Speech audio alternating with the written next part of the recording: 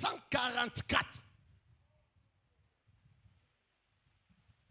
Mais gloire au Seigneur, parce qu'il y avait un 3745e sabbat. Et ce sabbat-là était un sabbat qui avait marqué la présence, ou qui était marqué par la présence du maître du sabbat. Et quand Jésus est dans ton sabbat, même si on ne travaille pas le jour du sabbat, Jésus-Christ, dont l'apôtre Paul a dit, dans 1 Corinthiens chapitre 3, verset 9, nous sommes ouvriers avec Dieu. Mais vous êtes les champs de Dieu. Et Matthieu chapitre 15, verset 13, la Bible déclare, toute plante que mon Père n'a pas plantée sera déracinée. Et la vie de cette femme, au jour du sabbat, était comme un champ qui était occupé par des mauvais arbres, par des mauvaises plantes qui est venu entrer dans les sabbats. Alors le maître du sabbat a constaté dans la vie de cette femme qui était un champ de Dieu, qui était occupé par des mauvaises plantes. Le maître du sabbat n'a pas regardé au sabbat de Moïse. Il s'est levé dans la vie de ces champs-là. Il a déraciné la plante qui rendait la femme courbée. Il a déraciné la plante qui avait lié cette femme pendant 18 ans. Il avait déraciné cette plante qui la rendait malheureuse. C'est que ce soir, c'est un autre jour pour ta vie, c'est un autre jour pour ta destinée. Ce qui ne marchait pas, marchera parce que ici, la présence de Elohim est déjà confirmée. Qui peut me donner 3 fois amen et fort? Tape la main à ton voisin. Dis-lui ceci. Lorsque Samuel entre dans la maison d'Isaïe, David ne restera plus en brousse. Parce que la présence de Samuel apporte le déplacement du futur roi qui est gardé dans la prison des bêtes, dans la prison des fourmis. Ah! Isaïe présenta tous les grands frères de David. Et pourtant, sur la vie de David, il y avait une promesse de la royauté. Mais cette promesse n'attendait que l'entrée de Samuel dans la maison de Jesse. Et quand Samuel arrive, David n'a plus droit de rester en brousse parce que sa destinée était déjà dans la maison de son père. L'accomplissement de ses promesses était déjà dans la maison de son père. Et pourtant ce soir, il y a plus que Samuel. Samuel signifie je l'ai demandé à Dieu. Mais ici, il y a plus que Samuel. Ici, il y a la présence d'Emmanuel. Emmanuel, ce n'est pas celui qu'on a demandé à Dieu. Emmanuel, c'est Dieu lui-même qui vient vers toi. Et quand Dieu est là, tes promesses doivent s'accomplir. Et quand c'est le temps de tes promesses, Dieu n'acceptera plus que ton père te garde en brousse, gardant ses moutons. Ce n'est plus ton travail, parce que ta saison vient de sonner. Dis à une personne qui est à tes côtés que Emmanuel est là. Tu n'as plus raison de rester en brousse. David, qu'est-ce que tu fais dans la forêt? Samuel est déjà là. Dis à ton voisin, qu'est-ce que tu fais dans la stérilité? Emmanuel est déjà là. Qu'est-ce que tu fais dans l'échec? Emmanuel est déjà là. Gloire au Seigneur. La présence de Christ, première condition pour la pêche miraculeuse, pour l'accomplissement des promesses. Amos chapitre 5, versets 4 à 6. La parole de Dieu déclare, cherchez l'Éternel et vous vivrez. Cherchez-moi et vous vivrez. Ne cherchez pas Bethel, ne cherchez pas Gilgal. Car. Au verset 6, il dit quoi? Cherchez l'Éternel et vous vivrez. Il y a la vie dans la présence de Dieu. Il y a les miracles dans la présence de Dieu. Quand Emmanuel arrive, il apporte la garantie de vie. Là où tu pensais te décourager, tu peux encore espérer. Parce que Emmanuel vient avec les principes de prolongation. Pierre, tu as déjà clôturé ton entreprise. Tu laves déjà ton filet. Tu veux rentrer chez toi. Mais je suis déjà là. Je suis déjà là. Tu ne vas plus retourner chez toi.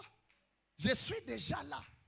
Parce que ma présence peut te permettre d'aller au pas suivant. Sous l'onction de l'archevêque, je désire déclarer sur la vie de quelqu'un qui pensait qu'il allait déjà au bout de ses forces, au bout de ses moyens, qui croyait déjà que c'est fini. Il n'y a plus d'espérance, il n'y a plus d'espoir. L'avenir devient sombre. Sous l'onction du super papa, je déclare que Jésus-Christ est là. Tu ne fermeras pas ton entreprise. Ton ministère ne sera pas enterré. Tu ne divorceras pas.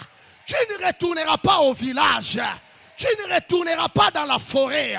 Quand Emmanuel est là, de nouvelles portes jamais découvertes peuvent s'ouvrir au nom de Jésus. Tu as dit Amen 4 fois. Reçois la grâce de Dieu. Tape la main à ton voisin, dis-lui, si tu vois mon filet rempli de poissons, ce ne sont pas des fétiches, c'est Emmanuel qui est là. Si tu vois ma femme grosse, Ezakicité, Emmanuel est là. Si tu vois mes enfants aller étudier à l'étranger, ce n'est pas l'occultisme, Emmanuel est là. Si tu me vois changer de véhicule, Ezamagité, Emmanuel. Si tu me vois prophétiser, Emmanuel. Si tu me vois auprès des grands, ce n'est pas la corruption. Emmanuel, si tu me vois changer les avions comme des motos, et ça problème, il y a qui citer. C'est parce que Emmanuel, si tu vois mes enfants prédotés et mes filles recevoir des prédotes, et ça problème, il y a fétiche, Emmanuel, quand il est là, l'impossible devient possible. Est-ce que tu crois qu'Emmanuel peut apporter un plus dans ta vie? Est-ce que tu crois qu'il peut changer ton CV? Est-ce que tu crois qu'il peut t'introduire dans un grand témoignage? Alors donne-moi un amen plus grand que l'amen de toute la salle. Est-ce que tu peux célébrer avec des grands cris de joie?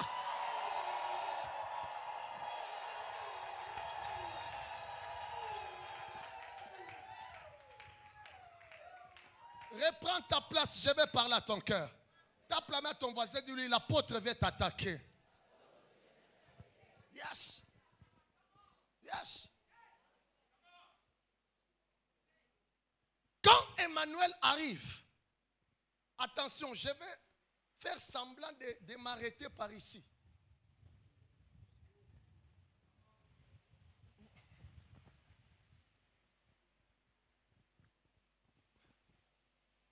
Je vais faire semblant de m'arrêter d'ici 5 minutes. Mais suis-moi bien. Ah.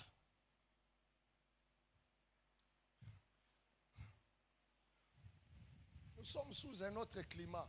L'Obamen est bien.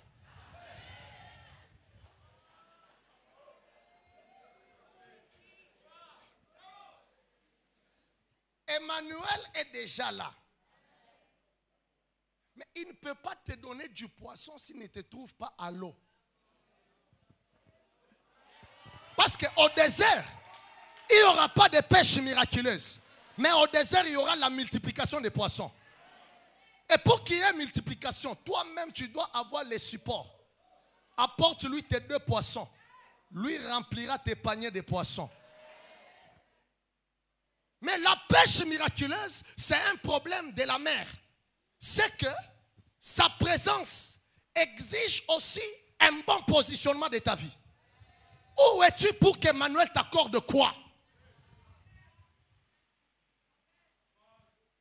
Où sont tes pieds? Où as-tu posé tes pieds pour qu'il te montre quoi? Au désert, il n'a pas dit jetez vos filets. Au désert, il a posé la question, qu'est-ce que vous avez? 2 poissons et 5 pains. désert, Exode chapitre 4, verset 2, il demande à Moïse, qu'as-tu dans ta main? C'est que tu veux que je commence quelque chose avec toi, mais je ne suis pas un magicien. Tu dois me présenter les supports, ton propre support, par lesquels moi je peux commencer les choses que tu attends de moi.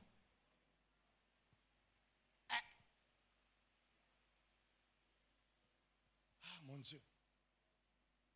Heureusement, il les avait trouvés au bord du lac.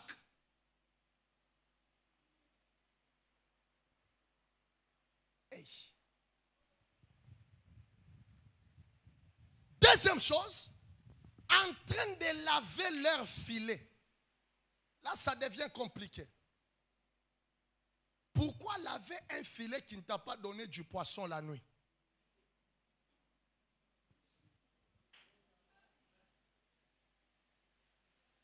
Ça, c'est quel mystère? 2. Il a dit à Jésus, nous avons travaillé toute la nuit sans rien prendre. Vous n'avez rien pris. Mais qu'est-ce que vous enlevez de vos filets? Ça veut seulement dire que dans les filets, il n'y avait pas de poisson. Mais à la place des poissons, il y avait autre chose.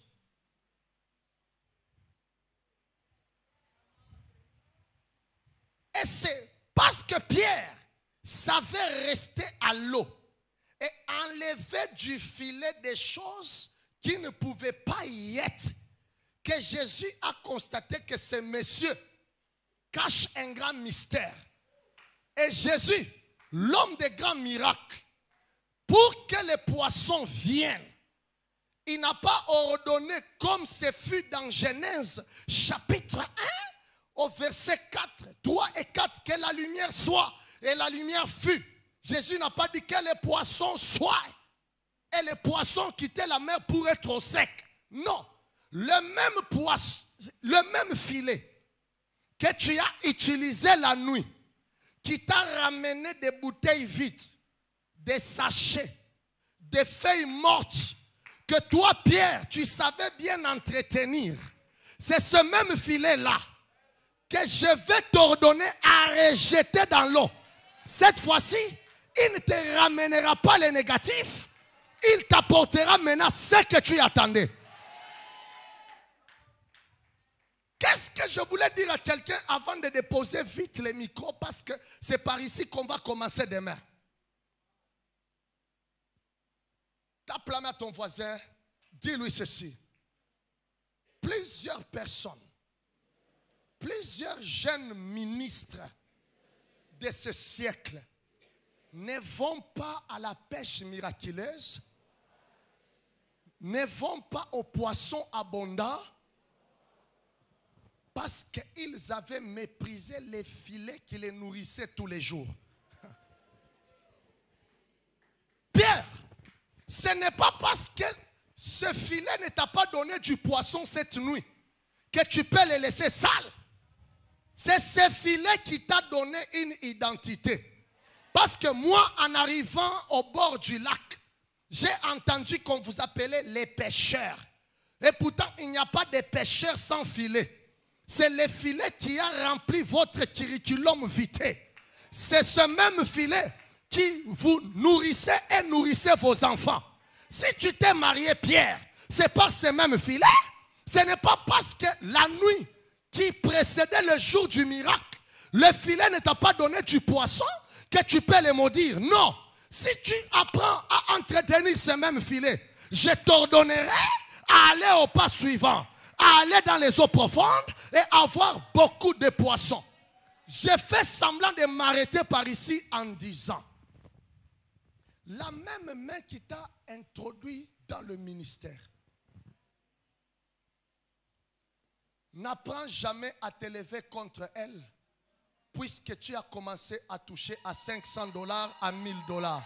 Sinon, le maître n'ordonnera pas que tu ailles dans les eaux profondes. Il y a beaucoup d'accomplissements qui n'arrivent pas, parce que beaucoup de gens de cette génération désirent bien maudire les échelles qui leur avaient permis de monter. et ils veulent aller dans la hauteur. Le filet qui t'a nourri depuis des années. L'apôtre Paul dit à Timothée, 1 Timothée chapitre 4, verset 13 à 14, et 2 Timothée chapitre 1, verset 6. Ranime les dons de Dieu qui est en toi. C'est les dons de Dieu qui est en toi, mais que tu as reçu par l'imposition de mes mains. C'est-à-dire, j'étais ce filet-là que Dieu avait utilisé pour amener dans ta vie des grâces, des dons, des bonnes choses. À chaque moment, si tu veux aller dans la hauteur, dans la grandeur, dans la domination, apprends à soigner le filet qui te permettait depuis toujours à être ce que tu es. Comme ici, tous les enfants de la cité de gloire, il y a un filet que Dieu avait toujours utilisé pour que vos vies soient bénies. Ah, rendez-vous demain. Tape la main à ton voisin, dis-lui, lave ton filet car Emmanuel est là. Enlève les bouteilles du filet, enlève les sachets. Ne jette pas les excréments dans les filets qui va te nourrir. Ne sabote pas l'homme qui fait de toi ce que tu es. Ça, c'est un message que le Congolais doit écouter. Ah, tiens-toi debout, acclame pendant que nous accueillons les filets. Les filets de Dieu qui est en train de passer. Tape la main correctement.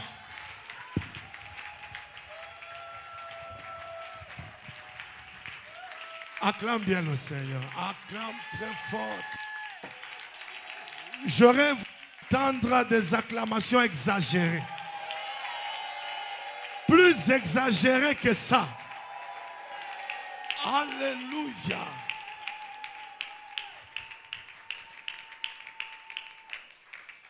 Praise. Sauve mon peuple de Satan à Dieu, de ténèbres à la lumière, de la faim à l'abondance. Va, sauve mon peuple de Satan à Dieu, de ténèbres à la lumière, de la faim à l'abondance. Proverbe